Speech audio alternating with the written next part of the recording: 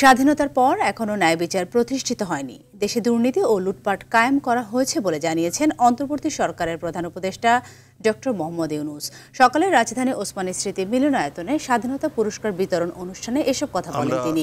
প্রধান উপদেষ্টা আরও বলেন, জুলাই অভ্যুত্থানের পর নতুন বাংলাদেশের সুযোগ সৃষ্টি হয়েছে, এটি বৃথা যেতে দেওয়া যাবে না। এবার ৭ জন বিশিষ্ট ব্যক্তিকে স্বাধীনতা পুরস্কার প্রদান করা হয়েছে।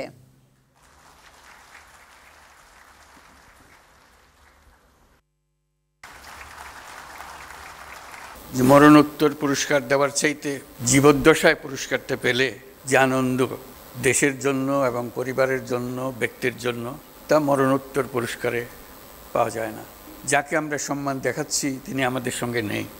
আমরা যেন আগামীতে এটা একটা নিয়ম করতে পারি যে যাদের মরণোত্তর দেওয়ার তাদের পালা শেষ করে দিয়ে